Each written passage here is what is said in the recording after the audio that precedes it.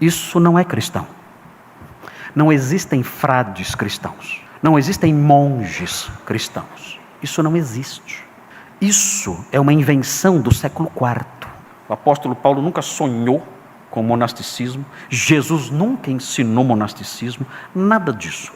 O monasticismo surgiu no século IV por razões ligadas à conversão do imperador Constantino e por razões ligadas à secularização da igreja. Um grupo entendeu que a igreja secularizada devia ser evitada. Então o grupo se afastou. E surgiu o chamado monasticismo anacoreta. Anacoreo é um verbo grego que significa retirar-se. Então o monge anacoreta é alguém que se retira e vai para um lugar isolado e fica ali. Então nessa época, no século IV, surgiram os monges anacoretas. Onde eles ficavam? No deserto. Ou dentro de um pântano, num pântano, dentro de uma caverna, e viviam ali, passavam a vida toda lá, vivendo na extrema miséria. Alguns deles deviam ser loucos, eu acho que alguns eram loucos, mas ficavam ali, isolados num deserto, sem conversar com ninguém. Se alguém se aproximasse, eles corriam, fugiam e evitavam qualquer contato. Mais tarde surgiram os estilitas. Os estilitas ficavam em cima de uma pilastra, eles subiam numa coluna altíssima de 1 metro de diâmetro e ficavam lá em cima, sozinhos, a 5 metros de altura, 6 metros de altura, lá no topo, e nunca mais saíam. 10, 20, 30 anos ali em cima. Você pensa, mas como é que eles comiam? Eles comiam porque as pessoas jogavam comida para eles, levavam comida com uma vara. Muitos curiosos queriam conhecê-los, iam lá e viam. Eles faziam, como é que não caía lá de cima? Faziam um cercadinho em volta da coluna e ficava lá. 10, 20, 30, 40 anos. E banho?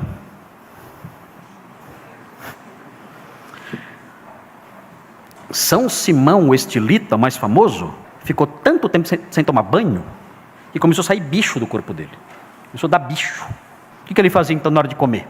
Vocês acham que ele comia? A geladeira dele era aqui embaixo.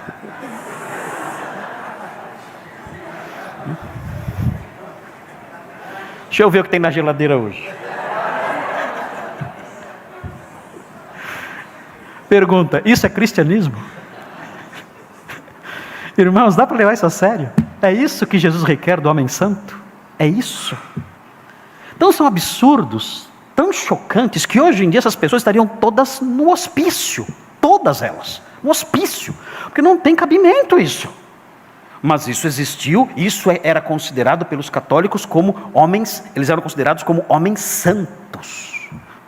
Depois, na mesma época, surgiu o monasticismo cenobítico, que é o mais comum no Brasil. O monge cenobita, ele vive num mosteiro, ele se afasta do mundo, mas ele vive num mosteiro com outras pessoas. É um monasticismo um pouco mais saudável do que o monasticismo anacoreta.